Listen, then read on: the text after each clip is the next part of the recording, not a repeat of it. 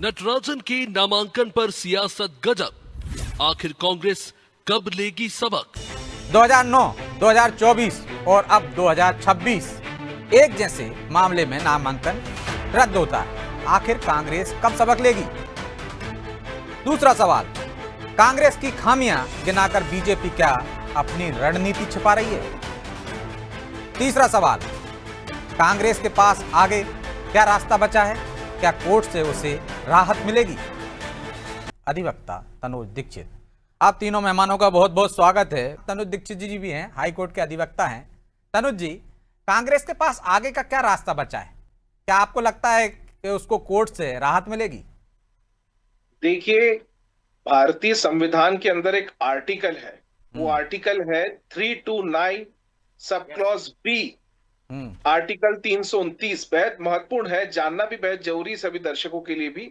इस आर्टिकल के अंतर्गत कोई भी जुडिशियल पावर इलेक्शन में इंटरफेयर नहीं कर सकता है।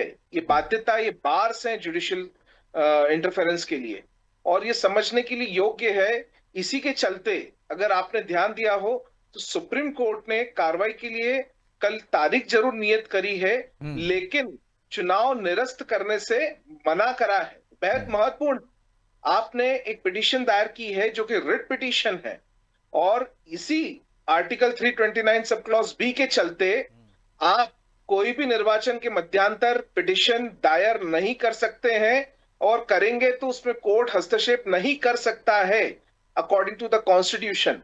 अब ये पिटीशन इसीलिए चुनाव के बाद में इलेक्शन पिटीशन के रूप में दायर होती है, और मतलब सीधा सीधा है कि कोर्ट से ऐसी कोई राहत नहीं मिलने वाली कांग्रेस को।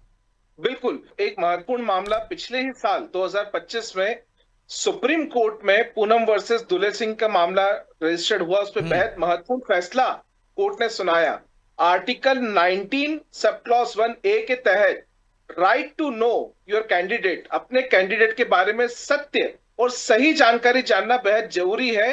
हर उस लोकतंत्र के अंदर हर उस मतदाता को जो अपने जनप्रतिनिधि के बारे में, ये माननीय सर्वोच्च न्यायालय ने अपने कई महत्वपूर्ण फैसलों के अंदर इस बात को बोला है। तनुज जी कुछ कह रहे हैं, आपके सवाल का जवाब ले लीजिए। अब आपने तनुज जी की तरफ इशारा किया।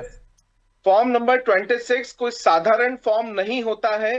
फॉर्म नंबर 26 को स्टेटमेंट ऑफ ट्रुथ कानून की भाषा में कहा जाता है, यानी कि जो भी प्रतिनिधि चुनाव लड़ रहा है, चाहे वो पार्षद का हो, विधानसभा का हो, लोकसभा का हो या राज्यसभा का हो, वो अपनी समस्त जानकारी, जिसके अंदर उसकी व्यक्तिगत जानकारी, धन की आय की जानकारी, पृष्ठभूमि और समस्त तरीके की कानूनी प्रकरण की जानकारी। वो कह रहे हैं सिर्फ नोटिस मिला था तनुज जी।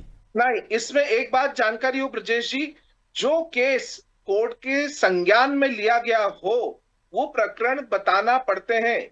ऐसा कोई भी केस जिसपे माननीय न्यायालय ने संज्ञान लिया है, कॉग्निजेंस है, और उसमें आप जवाब पेश कर रहे हैं, तो आपके संज्ञान में था। ये देखिए, ये बात ये नहीं कि आरोप था नहीं था, क्या आरोप थे, इन सब से कोई मतलब नहीं। आपने अगर कोई संज्ञान में न्यायालय के और आपके भी था, तो आपने उस प्रकरण को केवल उसके अंदर लिखित रूप में क्यों नहीं दिया, ये एक बहुत बड़ा प्रश्न है। समय की बाध्यता है, इसलिए चर्चा को यहीं विराम देना होगा। आप तीनों मेहमानों का बहुत बहुत धन्यवाद।